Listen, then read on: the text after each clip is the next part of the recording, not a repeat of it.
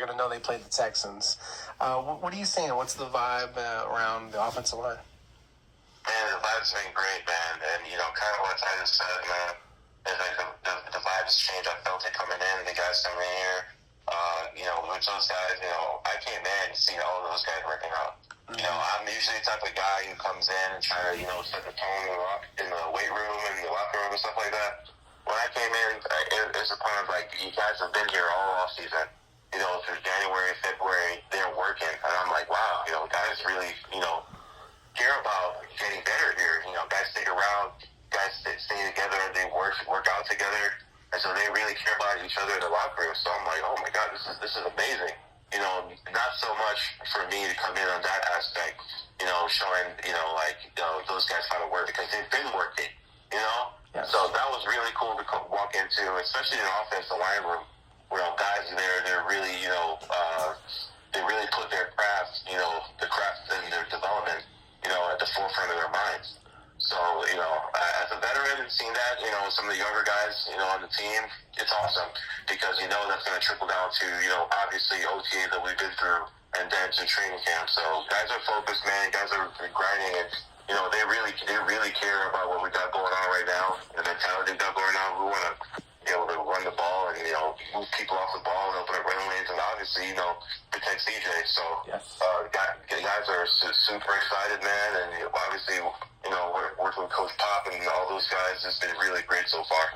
Yeah, Coach Pop, he was a lineman too back at Fresno State. Oh, yeah. And he learned from the great Dante Scarnecchia, and he has a lot of great ideas. And I haven't met him yet, but because he wasn't the headline coach, but I'm looking forward to having some conversations. But everybody I've talked to just says, hey, Coach Pop is really a guy that's ideal for our linemen because of the way he teaches and also because the buy-in, which I think is just so critical, the buy-in is really high with you guys because you guys believe. And if when you have that and you got, 5 guys with a good heartbeat and, some talent and toughness, you can make a good cohesive line. Because to me, line, like it's 5 guys, it should almost look like a good basketball team, weaving the ball and that kind of thing. But I love what I'm hearing about Coach Pop. Oh yeah, yes. A lot of credit goes to him. As obviously when you have a position room, the guys that make up the position room, very likely kind of divide with the team. You know what I'm saying? But it's so important for a position coach, I believe, to set the tempo. If you have a coach that comes in and sets the tempo from the get-go, it goes a long way. And I've been so appreciative. Obviously, I'm always excited to come and learn more about Coach Pop and how he coaches. I was so excited after that first couple of days. So I'm like, man, here's a guy who really gets it, has a fantastic degree of offensive line coaching, obviously with the Patriots and, learned from some of the best and, really passionate about offensive line and obviously done it himself already, play offensive line. So, here's a guy who was extremely passionate about what we're going on, and he set the tempo from the get-go, and guys felt it, and it felt good because he was a guy who really believes in us, and, really wants us to do well, and he's going to, come out here, we're going to expect us to work hard and be cohesive and be a unit and have that amazing chemistry and everything that speaks offensive line, he's setting us up for that, so. That's awesome. That's great. That's so fantastic. It goes a long way. A lot of people don't get to really see that, but that usually, I don't want to say too much, obviously. Yeah, but, of course. It's really good. It's really good for a position group. Hey, the intangibles and all those things, they all matter. And when you're talking about the trenches, you're talking about toughness, you're talking about technique. But it's really, really cool because there's some finer points in the game. Not everyone always understands it, but if you watch carefully, it's like a chess match out there. And, if you're a smart guy, you went to Duke, you know that so well, and you're All-American, you've been to Pro Bowl, and you haven't missed a start. I think you got to go back to, I'm looking at Pro Football Reference here. Is it 2017, your first season with the 49ers, you did 15 starts. But other than that, every single year, you're 16, you're 17. So it's been a long time. I don't remember the last game you missed. It's hard to find it. Honestly, it's hard to remember, you know.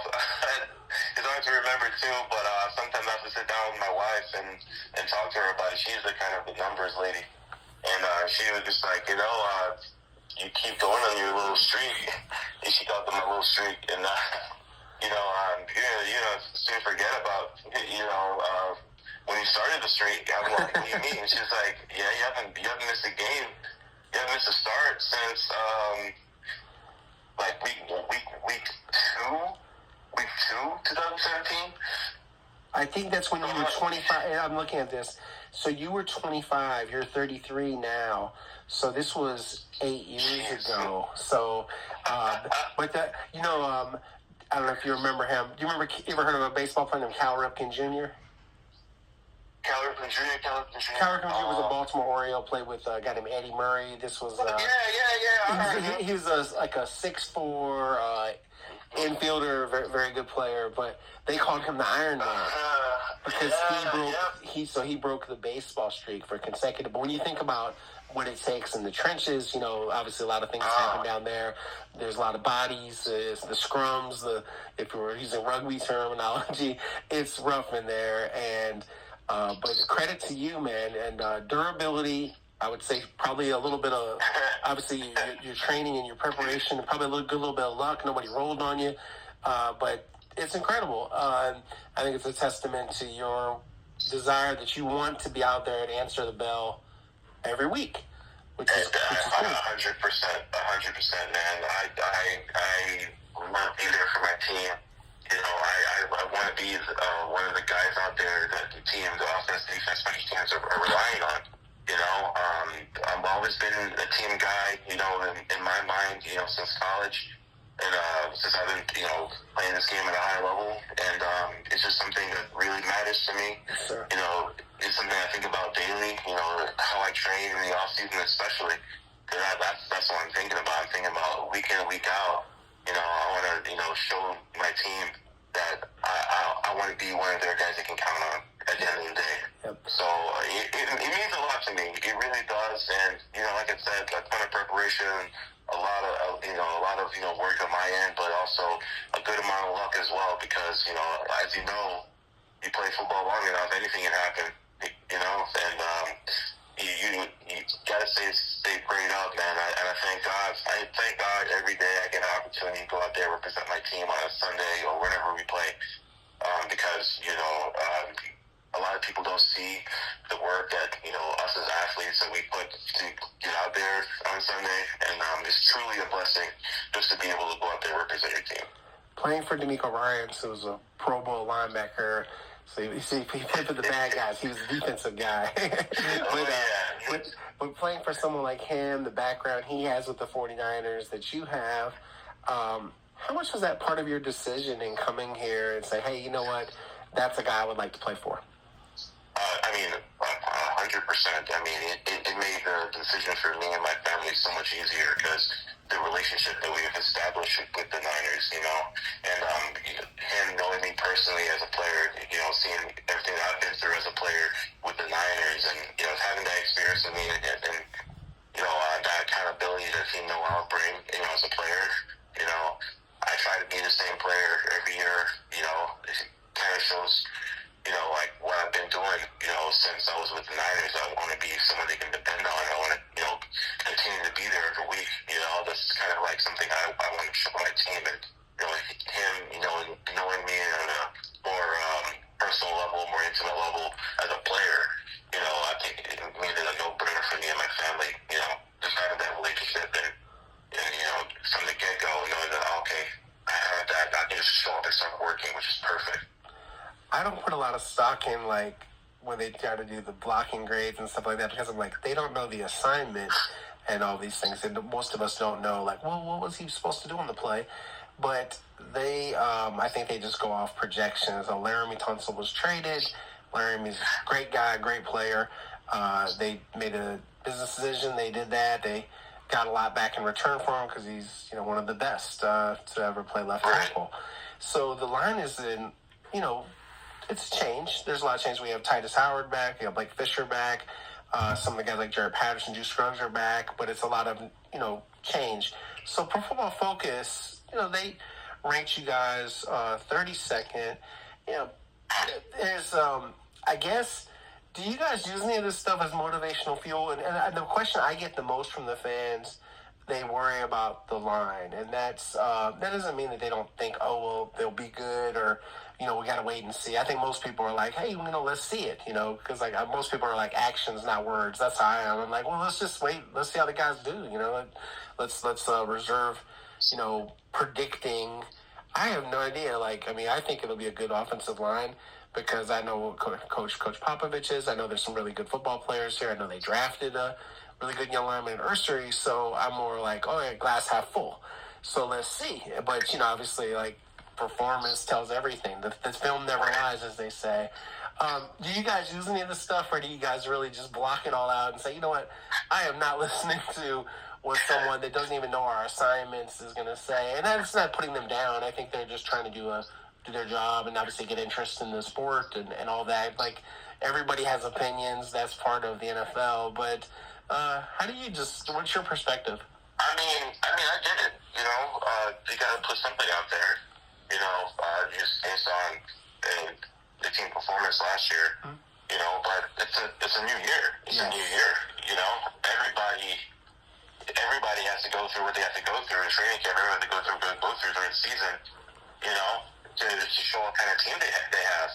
And that's why I'm saying everything the work that we've been putting on so far, the work we're going to be putting on in this training camp. Just wait and see through the season, before you make a real judgment of our team. That's all I can say. But one thing I can promise you is that we're gonna work very, very hard and we're gonna kick some butt. That's awesome.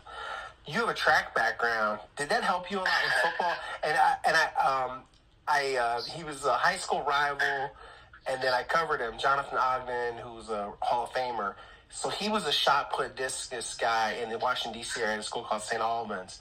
And I've seen a lot of great linemen like yourself that did have that track and field background. And I think it takes strength, power, coordination. It seems like a sport that helps you. Did that sport help you as a football player? Oh, yeah, 100%. I mean, when it comes to like a technical aspect, when I was in high school, I did a lot of things. I did basketball for a couple of years. I did track for 3. I did wrestling for a year. Obviously in the off season, when I'm not playing football, I want to still be active. So I use those things to, to keep me active as an athlete. But also it was like the technique that I developed, especially in track and body control and how to maximize my power. Those are some of the things that I learned from my coaches that definitely translated to football at the time. So yeah, I would say there's a ton that I learned, from track, ton I learned from, basketball I did for a couple of years, ton I learned from wrestling I did for a year. Nice. That definitely translated to, me playing football those 4 years in high school, and into college. What did you study at Duke? I double majored in psychology and evolutionary anthropology, and I also did pre-med. Oh, wow. So yeah, I did quite a bit.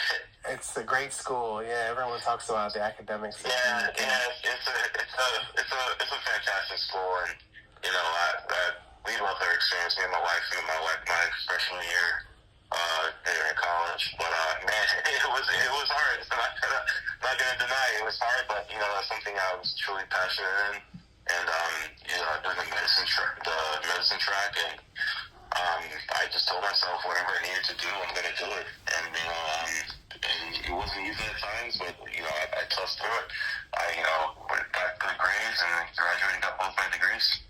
What would you like to do in football when, you decide, hey, you know what, I've done what I want to do in football. What would you like to do in your next chapter? Man, my ultimate goal has always been building a hospital or healthcare center in Jamaica.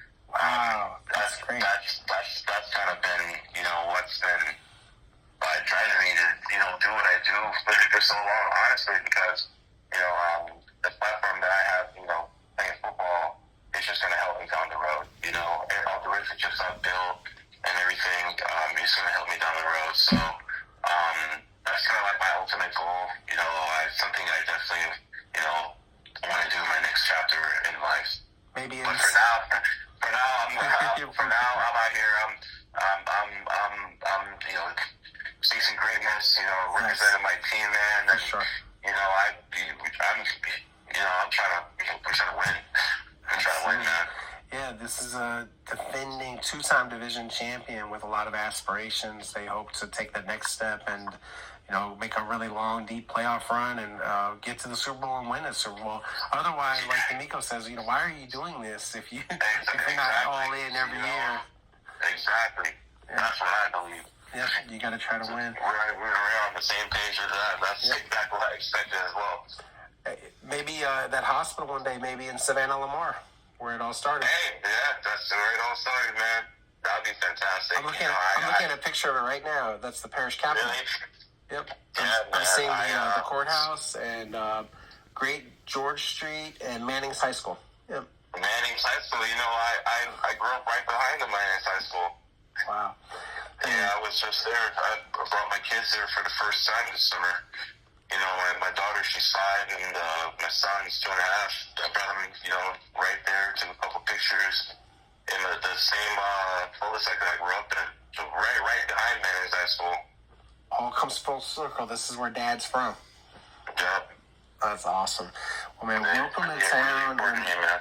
Yeah, thank you so much. I appreciate that. Thank you. Yeah, no, this was great.